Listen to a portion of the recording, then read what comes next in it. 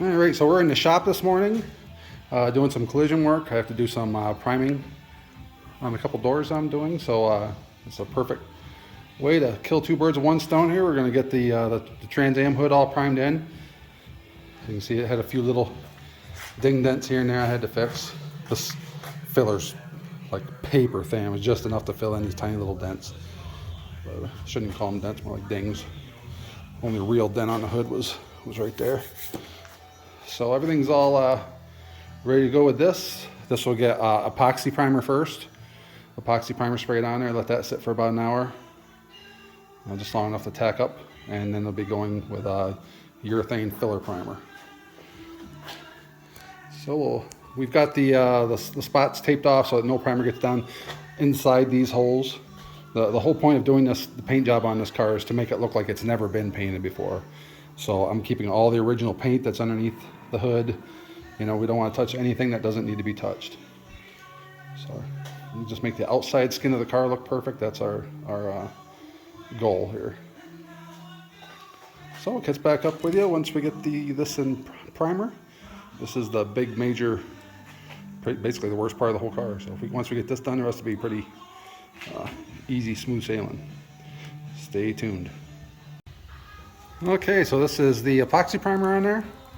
This has been on there for about half an hour.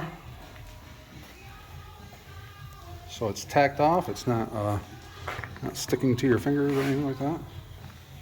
So it's right to the point where you can start spraying your filler primer to it, and it will have a chemical bond. And there won't be any need to sand this to spray on it. So stay tuned. I'll be back as soon as we got some filler primer on this. Okay, so here we are. It's all primered in. Urethane filler primer, untaped. I've got this, I had some leftover dark green base coat on here, so I just use that for a guide coat. And this thing will sit now. This will probably be one of the last parts I paint for the car. So I can, this thing will just sit for a while, for a couple months, until it's ready to be blocked out. And I'll block this thing out, and this thing, it's got a nice thick coat of primer on it now. It'll be able to be blocked right out to just look like a mirror.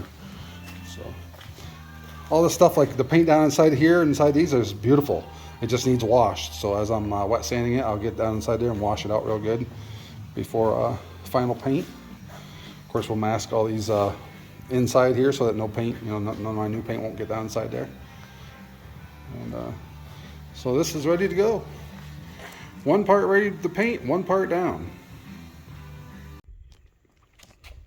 All right, so this is my brand new wheels and tires.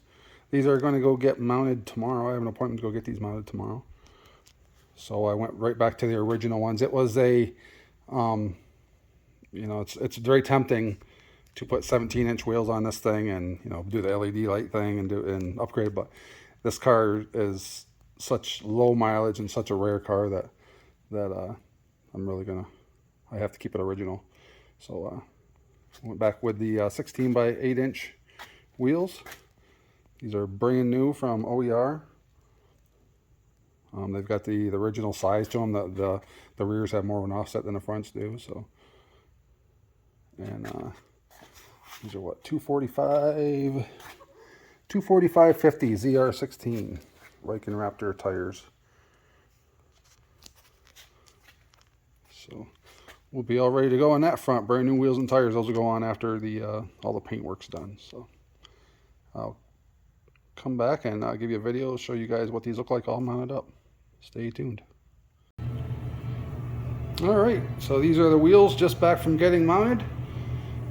Just had to give them a little wash, get the dirt off them from the mounting. But these are the OER 16 by 8 GTA Trans Am wheels. These are reproduction. And they are gorgeous. They are really nice. They're nice wheels. Just makes things easier when you have a brand new set of rims, rather than sending your originals out and hoping they do a good job. Tires are 245 50 ZR16 Riken Raptors. Got those from the Tire Rack. good price. I love the tread pattern on. They have a really cool looking tread pattern.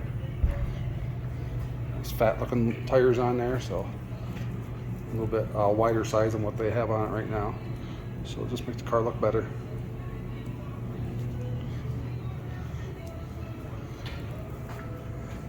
But all of my original center caps and my original lug nuts and lug nut covers are all like perfect condition, so I can reuse those.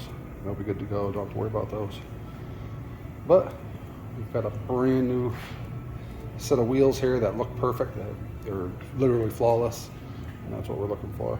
And you know, when back in the day in the 90s, you'd get these, you know, wheels mounted, tires mounted on the wheels, and they would just pound a wheel weight on the outside lip of the rim, which A, looked terrible, and B, would end up, you know, corroding the rim.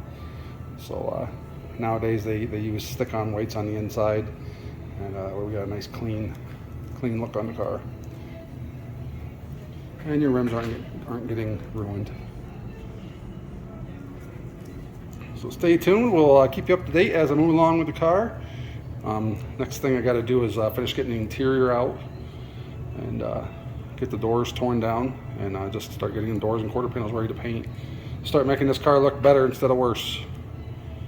So I'd like to thank you guys for watching. If you like this content, if you'd like to see this Trans Am come back to life again, you can hit the subscribe button. It's free. Hit the like button if you like the content. Thanks for watching, guys. We'll see you in the next one.